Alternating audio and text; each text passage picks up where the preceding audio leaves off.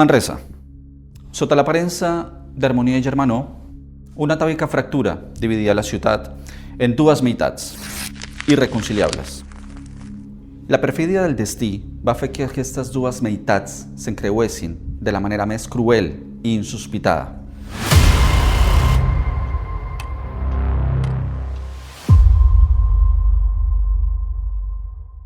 Tot va venir de cop.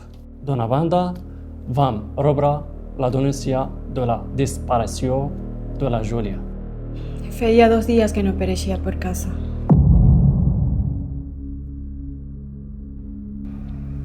Això no era propi d'ella. La Júlia sempre havia sigut una noia molt responsable. El mateix dia ens va arribar l'avís d'una troballa molt sospitosa.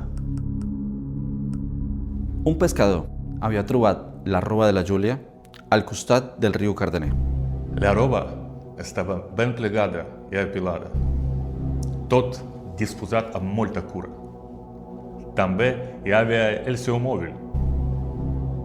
Fins i tot hi havia les sabatetes.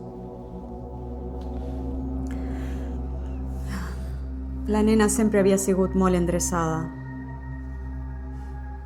La seva habitació feia goig de veure, amb tots els peluixos ben arrenglarats. Al costat de la roba hi havia una nota de suïcidi. La nota era un vers del poeta Maragall.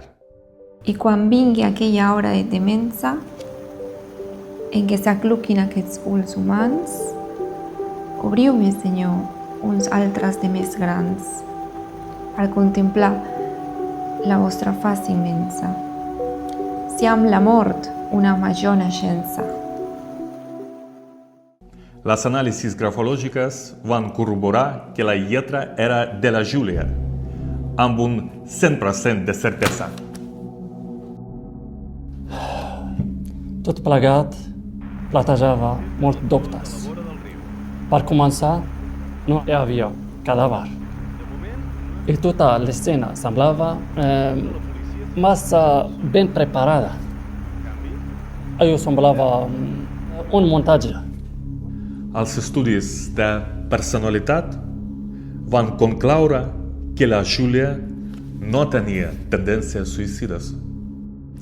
La nena no s'hauria suïcidat mai. Els que ho diuen és que no la coneixien. Allò va ser un assassinat, no en tinc cap dubte. Suïcidi o assassinat? I on era el cos de la Júlia? 50 quilos de pes. Prima, de cabells llargs i negres i els ulls foscos. Vista per última vegada a la zona del riu Cardener.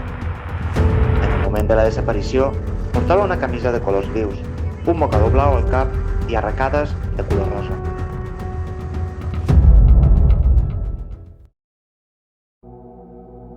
La Júlia era una persona molt activa en el món associatiu manresà. Especialment era una membre destacada dels Rossinyols, un dels 2 esbarts dansaires de la ciutat.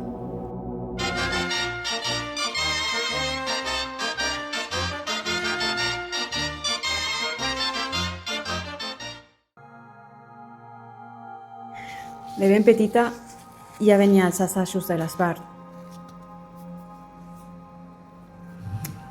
Aquella nena duia la dansa a la sang. La Júlia era especial. I tant. Quan ballava era com si el món s'aturés.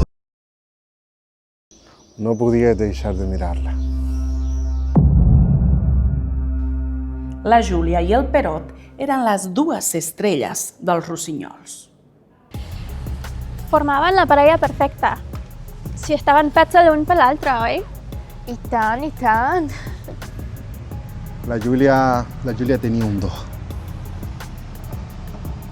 Els esturners es morien d'enveja.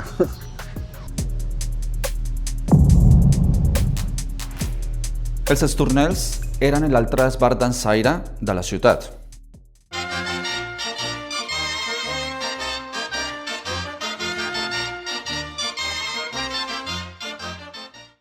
Entre els dos esbarts sempre hi havia hagut molta rivalitat.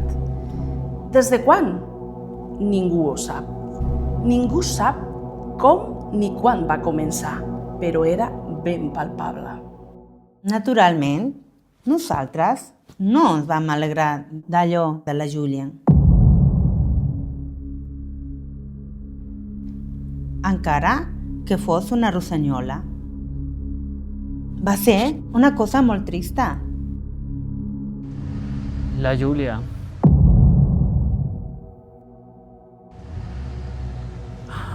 La Júlia era un colom de neu entre un espart de corbs.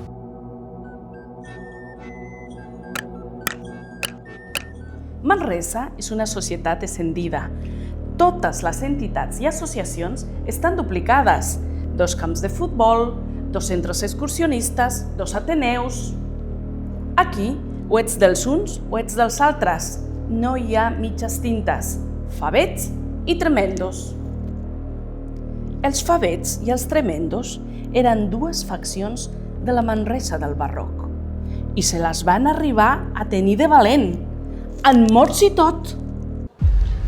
Ser un rossinyol és una cosa que es porta molt a dins. La colla ho és tot. I d'alguna manera aquesta divisió ha perdurat. La colla és com una gran família, que saps que sempre pots comptar-hi perquè calgui. Sí. Sí, En les gravacions d'una càmera de seguretat vam veure que El dia de la seva desaparició, la Júlia no anava sola cap al riu. vam identificar l'acompanyant com un tal Eudald. L'Eudald era un destacat membre dels Estornells.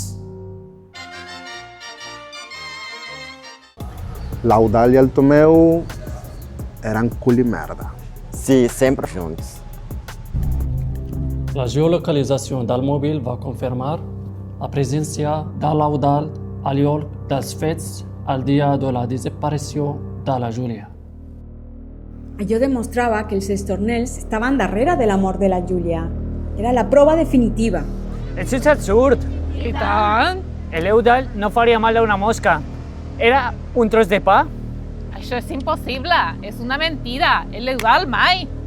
Què hi feia la Júlia amb un estornell? Era evident que allò no era normal. I jo què sé, es devien trobar i van passejar una estona plegat. Què passa? Què hi ha de dolent en això? Què passa? La Júlia no se n'aniria mai a passejar un estornel. Per voluntat pròpia. Això no té cap sentit. Només teníem proves circumstancials. Era evident que l'Eudald sabia alguna cosa, però no deia ni peu. Era una tomba. La policia no feia res. Increïble. Sí. A l'assassí de la Júlia es passeava per la ciutat com si res. Sí. Mentrestant, el cos de la Júlia continuava sense aparèixer.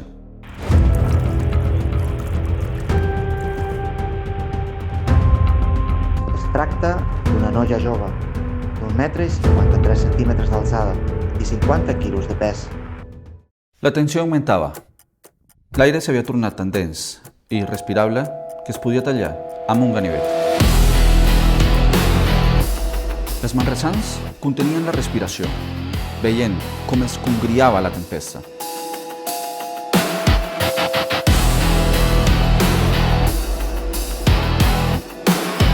I llavors va arribar la Fira de l'Aixada.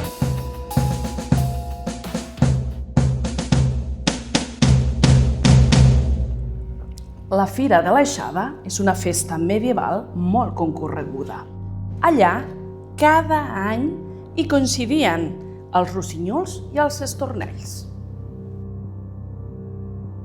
No hi podien faltar. Per la Júlia. Per la Júlia. Per la Júlia. Per la Júlia. El Perot siempre se omplía la boca en la Júlia, pero tothom sabia que ella no le feia ni cas. Favets y tremendos, Manresa no cambia.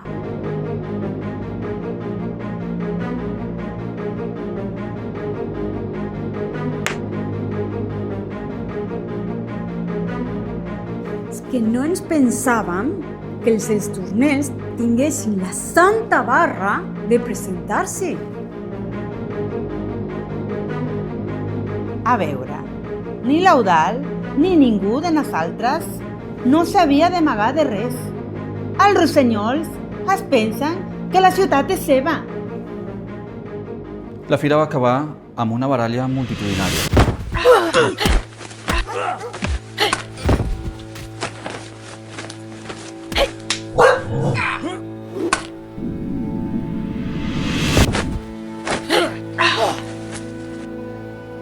Quan es va desfer l'avalot, va quedar un cos terra.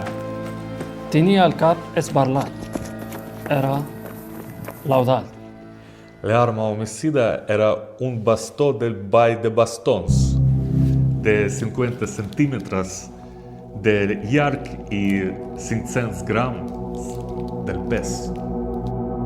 El ball de bastons és una de les danses més típiques dels esbarts. És una dansa molt antiga, possiblement de reminiscències guerreres. En el ball de bastons, dos grups lliuren la batalla ritual. Allò era una provocació. Havien vingut a refregar-nos l'amor de la Júlia per la cara. Van començar ells! Sí, venien amb ganes de brega. Mira. No pot ser, mare meva. Qui la fa, la paga. Diversos testimonis assenyalaven al Prot com autor de l'agressió. Sí, testimonis dels Estornels, no? Primer ens havien pres la Júlia i ara ens volien prendre el Perot. Com que no? Ho vaig veure amb aquells ulls. És com si encara ho veiés. La roda de la venjança s'havia posat en marxa.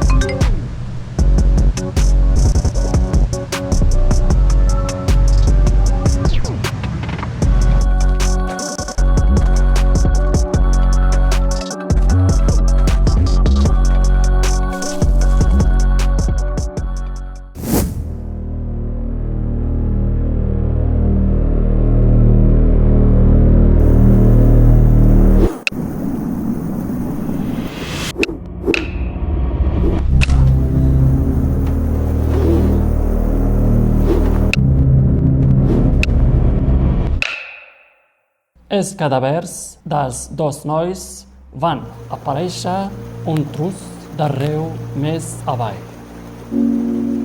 Manresa Fosca lamenta profundament el traspàs de dos dels protagonistes d'aquesta història durant el rodatge. Tomeu, Perot, aquesta obra va dedicada a vosaltres. Tomeu, fill meu,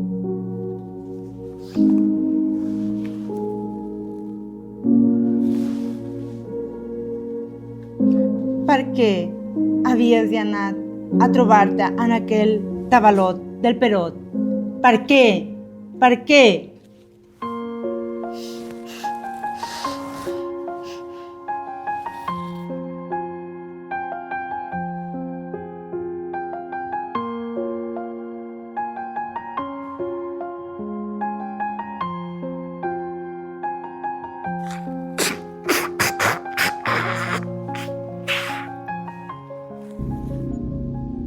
La desaparició de la Júlia va desfermar una espiral de venjances que semblava no tenir aturador. Eudald, Júlia, Tomeu, Perot. Aquells dies, el Cardener baixava tacat de sang.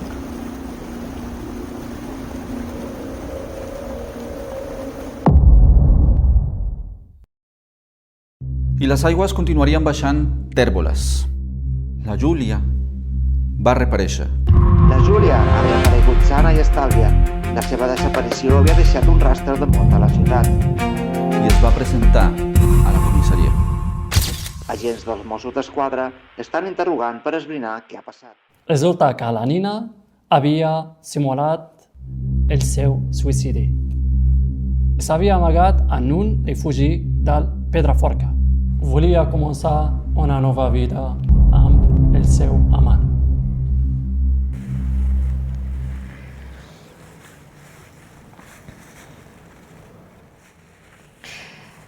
Jo només volia estar amb el Tomeu. Els estimava.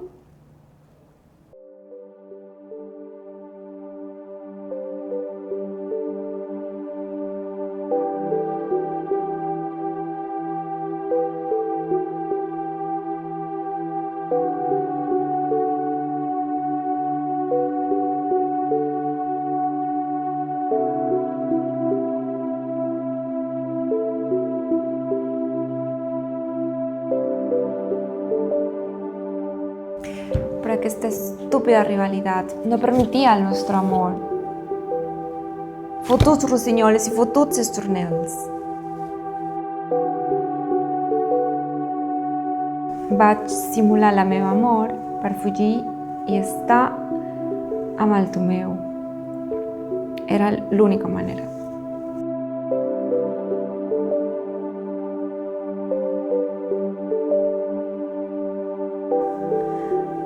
El pobre Eudald em va ajudar.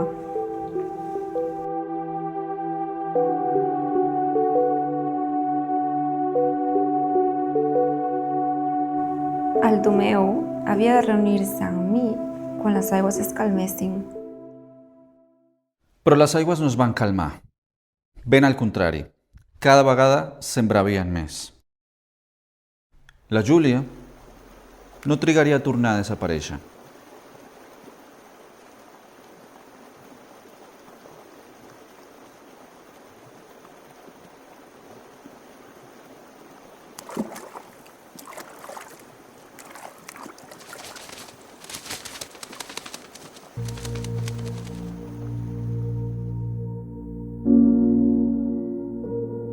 Manresa Fosca lamenta profundament el traspàs d'una altra de les protagonistes d'aquesta història durant el rodatge. Júlia, aquesta obra també va dedicada a tu. No hi ha història de més tristesa que aquesta dels amants de Manresa.